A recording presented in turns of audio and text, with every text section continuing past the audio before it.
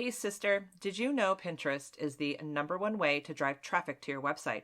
That's right, Pinterest.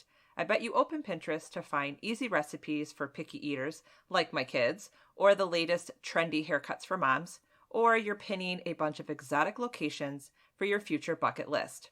But are you using Pinterest for your business? I bet you will after today. My guest, Raquell Barton, specializes in skyrocketing creative business owners and entrepreneurs' online presence with Pinterest. I guarantee you're going to love her. She's the mom of 2 college students and 1 almost high schooler, bless her heart. She's an avid tea and Dr. Pepper drinker and has a to-be-read list that would rival Mount Rushmore.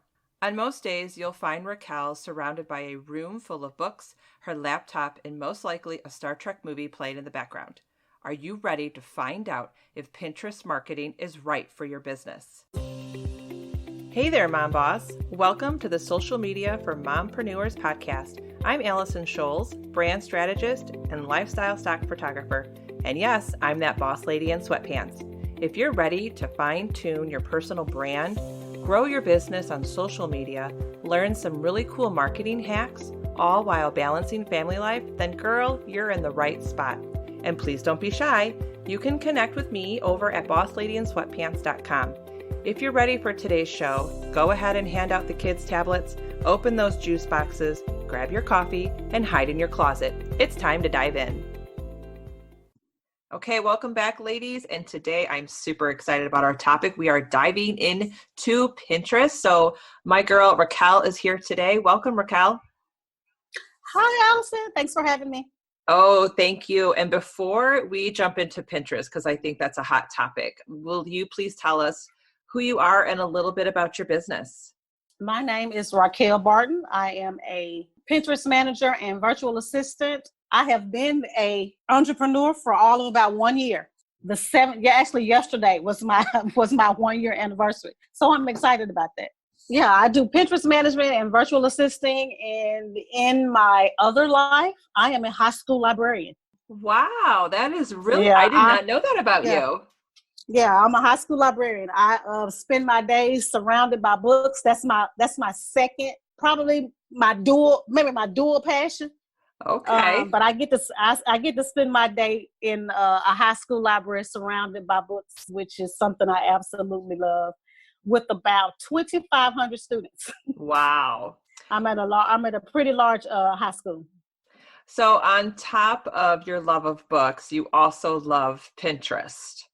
Yes, and I do. You have dived into Pinterest, as you said, for the last year. So I'm so glad I have you on the show today because, in my opinion, I think Pinterest is really important to grow your business. But on the other side of the coin, Pinterest also just confuses me. So it confuses a lot of people because they're not quite sure how to use it, because some people want to think it's like Instagram and Facebook, like it's a social media, but it's really not. It's different. So people are not sure how to attack it or how to market themselves on it. So yeah, it can be a little scary for some people. So let me ask you first, is Pinterest marketing right for a business? I think the better question is your ideal client on Pinterest? Because, like I said, it's different than Instagram and Facebook and Twitter, because Pinterest is a search engine. It's a visual search engine. So are people searching for what you provide? Are people searching for your product on Pinterest? Are people searching for your service on Pinterest? If your answer is yes, then yes, you need to be on Pinterest because you want to be found there. Okay, so that's really the first step.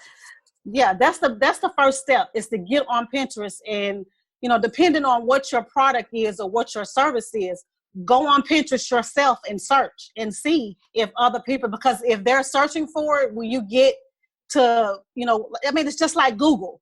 When you go to the bar and you search, is your topic there? Is your service there? Is your product there? And if your service and your product is there and you see other people on there doing the same things that you are, then you need to be on Pinterest as well. Okay, so my next question is, if I've never used Pinterest before And I bet a lot of our listeners are not using Pinterest for their business.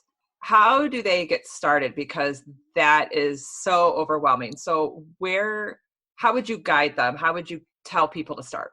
The first thing that you would need to do is to start an account and make sure it's a business account, because a lot of people are on Pinterest, but they're on Pinterest for their personal reasons. Like me, that's how I started. I went on Pinterest because you're on Pinterest because you're looking for recipes. You're looking for crafts. You're looking for ideas. You're looking for, like right now it's Christmas time. So you're looking for ideas on how to make a wreath, Christmas gifts to give to people. So it just, if you're using it personally, flip that to, if you're providing a service and providing the business, how are people going to search for you? So when you you want to create a completely separate business account in your business name, just like your website or your other social media.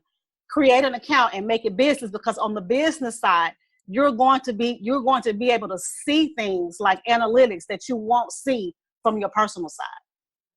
Okay, so first thing to do is to is to create an account and open a business Pinterest account, and it's free, just like a personal one. Okay, so when we have our business account, do we just stick to business topics? So for example, yes. Okay, so I should not on my business account be pinning things like fall fashion or hairstyles.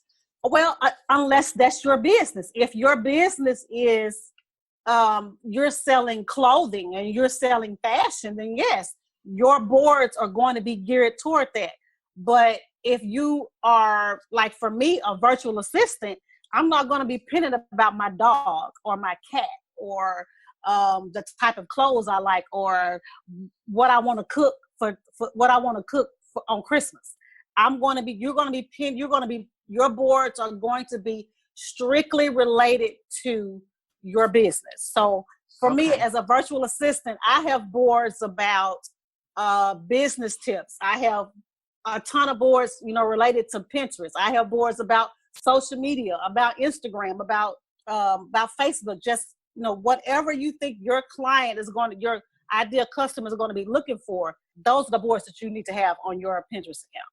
Okay, so I'm going to admit that I am doing Pinterest wrong, because I currently have, I know, right? I currently have a business account and I have all the business boards, but you'll also find boards on there of boys' haircuts and crock pot, So I should get rid of all those boards and put them on my personal? You don't have to get rid of them. You can make them secret. Oh. You can keep them there. Just make them secret. There's a way that you can, if you edit the board, there's a switch that you can go back and forth to make this a secret board. Then it'll put them down at the bottom of all of your other boards, and they'll still be there, and you'll still have access to them, but your ideal client won't see that information. Ooh, that is gold. So I do not need to get rid of those boards. Just make them secret. No, just make them secret. Just make them secret. So I only want to show my business boards or anything that has to do with my niche or business to my ideal client. Exactly. Oh, that's gold. Oh, that was good. Okay. Now I'm sure a lot of our listeners are thinking, how much time do I need to invest in Pinterest marketing? It all depends on where you are. If you are just starting out on Pinterest, then let me go back to this. First, decide on what your goal is with Pinterest. What's your goal? Is your goal to increase the amount of people who are signed up for your email? Is your goal to sell more products? Is your goal to get more traffic to your website so you can increase your affiliate marketing or ad marketing? What's your goal? Once you determine what your goal is, then you come up with your strategy and decide what you want to pin and how often you want to pin. Pinterest is one of those things where it's a slow burn. You're not going to immediately jump off and have a ton of followers. I mean, you're not going to have and the thing is, you're not really looking for followers like you would be like on Facebook or Instagram. You're looking for people to engage with your content and then turn around and leave Pinterest and go to your website. That's your goal. If you want to get people to sign up to your email list, then you need to come up with a fabulous lead magnet so that it says, get this on your pen. You can get this for free. They're going to click on your pen. They're going to go to your sign up, go to your how to sign up for your email marketing, and then sign up for your email marketing. And then that's where you're going to talk to your ideal client more. So it really all depends on what your goal is. And once you decide on what that goal is, then start creating content to match that goal. Now, here's my next question when it comes to creating that content. If someone already has an existing website, should they pin from their website? Yes. Okay. Yes, that you should exactly. There are several ways that you can pin to Pinterest. You can go directly to the platform and pin manually, which is fine. And a lot of successful bloggers do manual. They do manual pinning, but they can also do a combination of scheduled and manual pinning. Whenever you create content, the first place that content needs to come from is your website. It doesn't need to come from a scheduler. You need to have one of those pin it buttons, like people have like on the side, or if you scroll over something and the little small P comes, there, you need to pin it from your website first, because on your website, like say for instance, you wrote a blog. Your blog is going to already be keyword rich. It's going to be SEO rich. You've already put the metadata in the background with the description and all of that, so that when you pin it to Pinterest the first time, all of that information in the background that you did on your website is going to automatically populate to Pinterest. So this is going to tell Pinterest what the topic is, what the topic is about, and where it's coming from. And that's where you want to pin from first. Now, if you want to then go to a scheduler like Tailwind, and then schedule it out on Tailwind, because one of the things that you should definitely do with Pinterest is not just create one pin. You need to create multiple pins. When you go to Tailwind, that's when all those multiple pins come into place.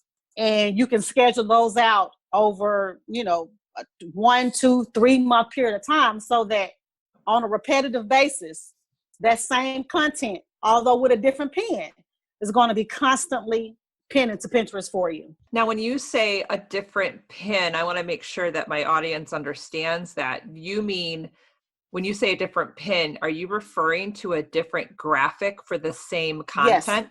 Yes. Okay. And what is the advantage of that?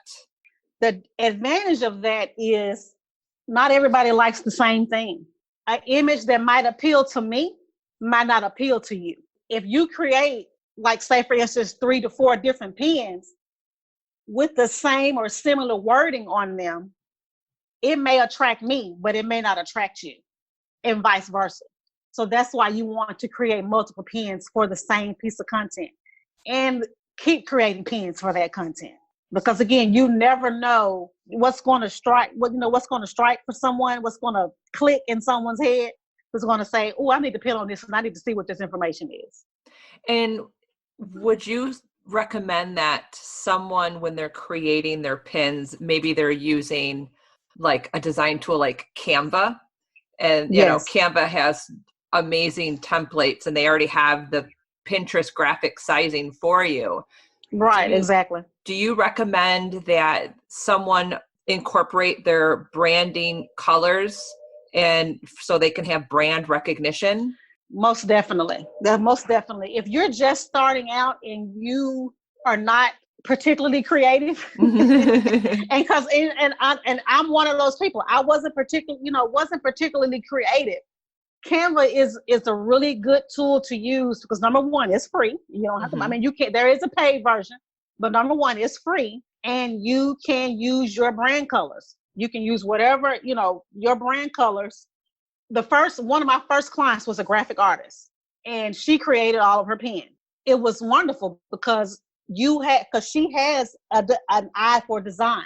So someone who has an eye for design, it's easy for them to create pins and know exactly what they want and exactly how they want it to look. So, working with her was wonderful because, like I said, the pins were already there. All I had to do was just go grab them and, grab them and go. But if you're someone who really is going to be doing it yourself and you really don't have an eye for design, Canva is a good place to start for that because they have already kind of preset designs, and all you have to do is just change them to your colors and to your images to fit, what you want. So yeah, Canva would be a great tool to start with. And let's go back a little bit to the amount of time someone should invest in Pinterest. Right. Is there like I don't want to say a magic number, but maybe like a range of how many times someone should be pinning a day? Now, that's a good question. And that, again, it all depends on where you are in your Pinterest game. If you're someone who's just starting out, you may or may not have a lot of content. So if you don't have a lot of content, your goal is going to be to create a lot of content. And say, for instance, if you're a blogger and you're just starting your blog, then you're probably going to want to create probably 2 to 3 blog posts a week and be consistent with those 2 to 3 blogs a week, probably for about 6 months, and just pump out that content as much and as frequently as you can. If you're a product-based person, it all depends on how many products you have. If you're starting off with, 30 to 50 products, in your store, then you're someone, number one, you're going to want to get all of your products out there in the beginning. But then after you get all of your products there, then you're going to be someone who's going to want to release 2 or 3 different new products every week, plus recycling your other products that you've already introduced to Pinterest with different pin images and different descriptions. And I loved how you said recycling, because that was going to be my next question. So for example, my podcast episodes, I create pins for them and I put them out there on my Pinterest account. But I should, even though I've let's say released episode 5 and I put it out there, I need to keep recycling those pins, correct? Yes. I don't just put it out there one time and forget it. Recycle it with a different pin image and with a different description. Okay. And then my next question, and I think this really depends on a particular person's niche. When we are pinning, should we mix a pin to certain boards? Yes, most definitely. And that's why I said earlier that I have probably, I don't know, I would have to look, but probably about 6 or 7 different boards that are Pinterest related. But one of them is like Pinterest marketing. Then one may be Pinterest marketing tips. Then one may be about Pinterest and pin images. And one it might be Pinterest and tailwind. So you have all these different all these different boards.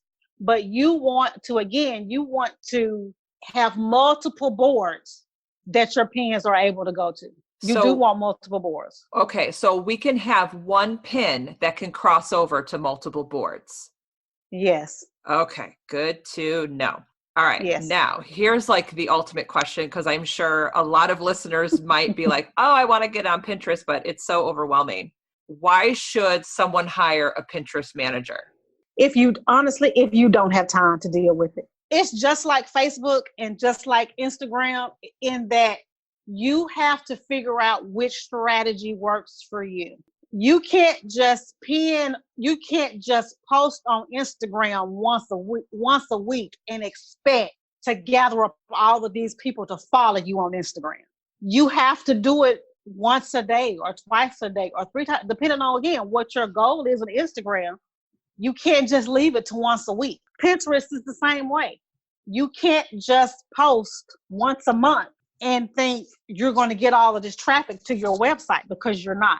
You have to, the one thing Pinterest wants is consistency. They want to see consistent pins coming from your website. If you don't have time to blog 2 or 3 times a week, if you don't have time to study the strategy, if you don't have time to look at the analytics, and that means looking at Pinterest analytics and looking at Google analytics, then you may need a Pinterest manager, because you need to be able to be on the back end of looking at your analytics to see what is really driving people from Pinterest to your website or from Pinterest to your product, because that's what you want. You're looking for your ideal client. And if your ideal client likes this particular information, and if you find that this one particular pin that you have keeps drawing people to your website, then that's the content you need to be creating on a consistent basis and putting it out there. And if you don't have time to do that, then you probably gonna need some help. Okay, so for our listeners today, first and foremost, this was so much information, so good, right? I know. So, but honestly, I think first and foremost, you need to determine if your ideal audience is even on Pinterest. Definitely. And then figure out what your goal is for Pinterest. Mm-hmm. And then once you start generating the content and getting the pins out there, then that's when you can take a step back and determine, do I have the time to invest in this for my business? And if I don't, that's when I need a Pinterest manager. Exactly. Okay. Now That's exactly correct. I know there's way more to this. I think we just touched on the tip of the iceberg when it comes to Pinterest, Mm-hmm. like the tip. You're right. So Raquell, please tell everyone where they can find you, because you provide so much information and so value when it comes to Pinterest. And you're kind of like, I now, stalk you on Instagram because I'm like, I need to do this on Pinterest. So where's Raquell? Where's her stuff? I need to know. So where can they find you? My website is skyrocketvirtualsolutions.com. Very simple. And I will make sure I put that in the show notes. Yeah. On Instagram, I think I'm at Skyrocket Virtual. Okay. That's awesome. Mm-hmm. And and as a virtual assistant, you actually do Pinterest management, correct? Yes, I do. Mm-hmm. Okay, awesome. Yeah. I will make sure that this is in the show notes. So please, everyone, go check out Raquell. Her stuff is amazing. And when it comes to Pinterest, she knows what she's talking about. Raquell, thank you so much for being on the show. Thank you for tuning in today. If you loved today's episode and walked away with value, then please head over to iTunes, social media for mompreneurs, and leave a review and subscribe to the channel. This would make my day. And don't forget to connect with me on Instagram at Allison Scholes, or grab some freebies over at bossladyandsweatpants.com. Take care. I'll see you next time.